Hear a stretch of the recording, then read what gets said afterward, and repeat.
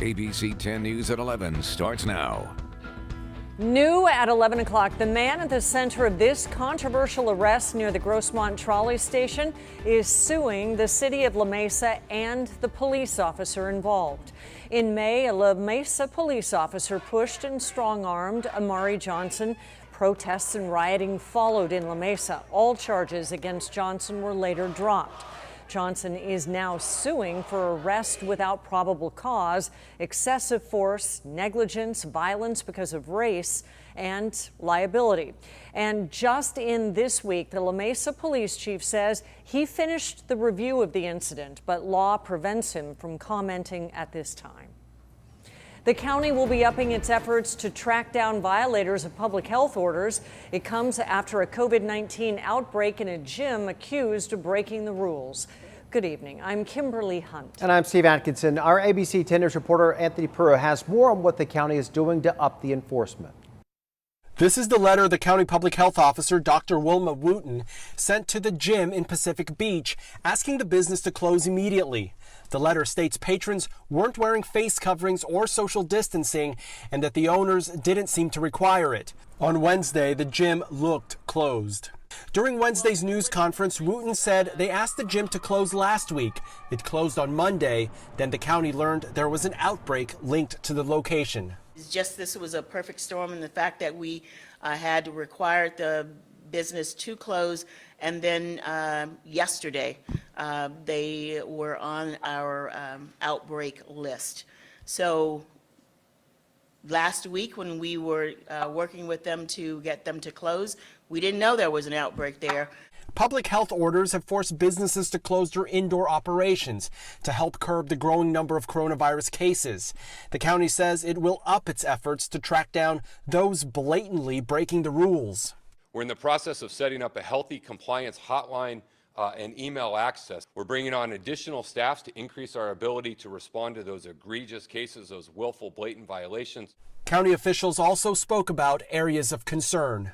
59% of all of our new cases are in individuals that are between 20 and 49 years of age. So Pacific Beach is a hotspot for that particular age group.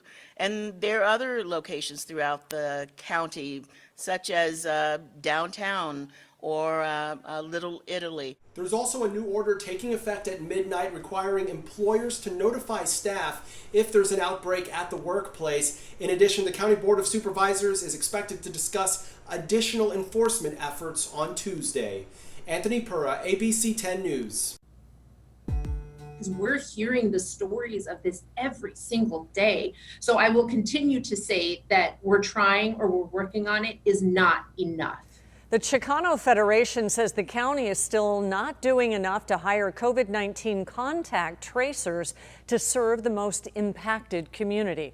Latinos make up 61% of the county's positive cases, and new data shows only 25% of the hired contact tracers are Latino or Hispanic. Our ABC 10 News reporter Laura Acevedo shows how the county says it's responding. The county says they are actively doing outreach to get more applicants and Spanish speakers, but the president of the Chicano Federation says she wants more action.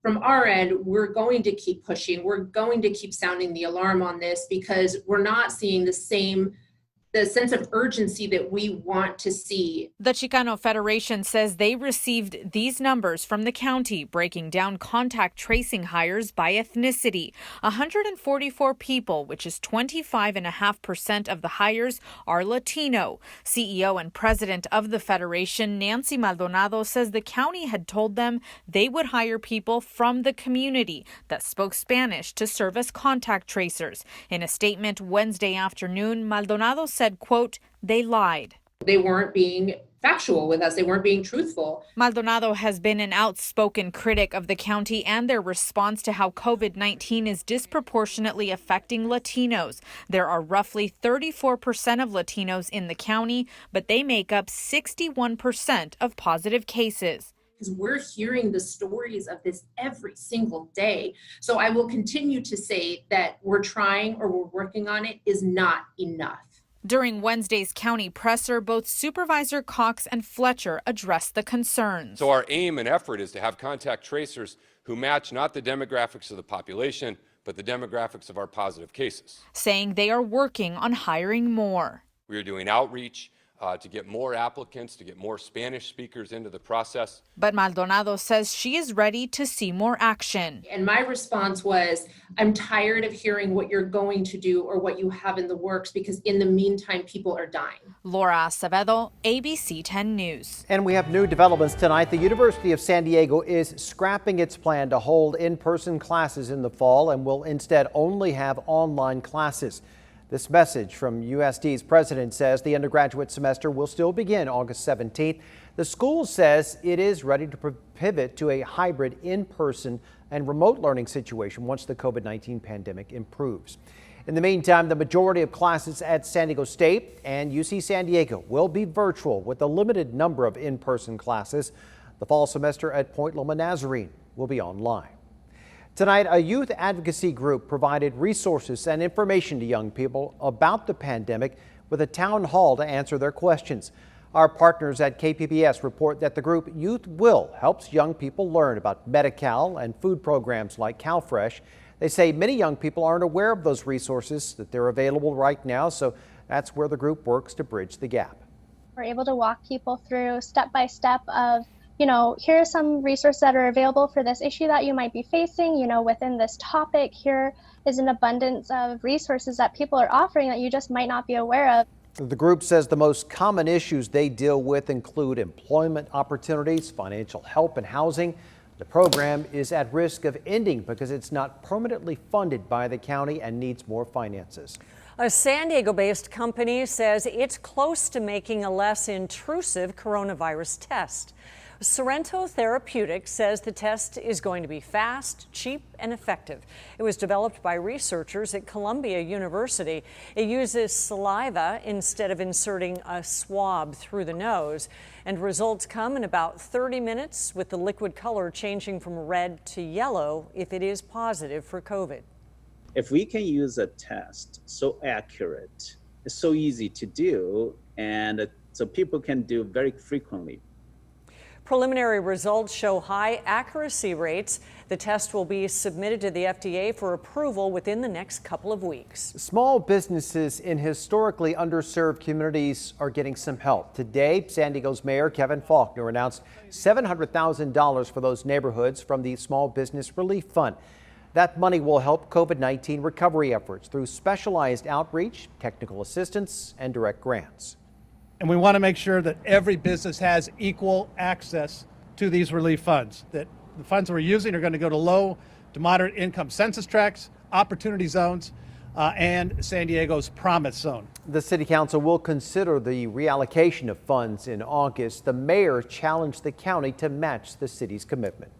The congregation Beth Israel of San Diego hosted a virtual panel tonight on hate in the COVID era. This comes after a report from the Anti-Defamation League in May, and it shows anti-Semitic acts in 2019 were at the highest level in 40 years. The panel encouraged everyone to vote and to ask political candidates how they feel about anti-Semitism. A grim new milestone tonight. More than 150,000 Americans have now died from the coronavirus. ABC's Zareen Shah shows the debate inside the Trump administration about the push for schools to reopen quickly. The United States breaking another grim record on Wednesday, 150,000 Americans dying from the coronavirus. Both Florida and Texas with their deadliest days so far. One Texas doctor saying staff is exhausted and there are not enough of them. We're trying everything, but these patients are extremely sick.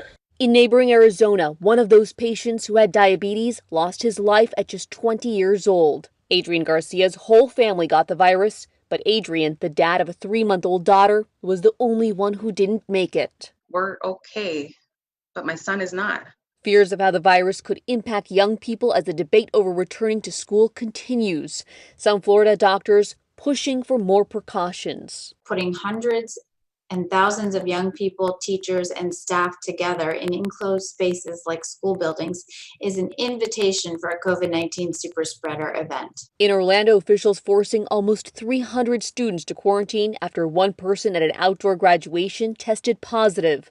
This Florida single mother of two says she worries sending her children back. I absolutely have no choice but to send them to school because I work 45 hours a week. On Wednesday, Vice President Mike Pence and Education Secretary Betsy DeVos visiting a North Carolina school, making it clear they want kids back in the classroom.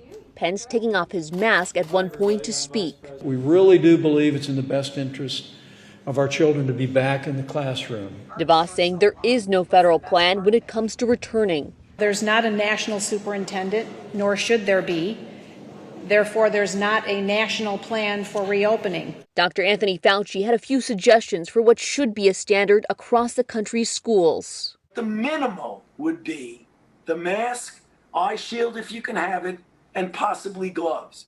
Fauci also discussed 4 states that he says need to get the virus in check, saying they could be the next trouble spots, calling out Ohio, Tennessee, Indiana, and Kentucky, saying they're watching them really carefully. Zoreen Shah, ABC News, Los Angeles.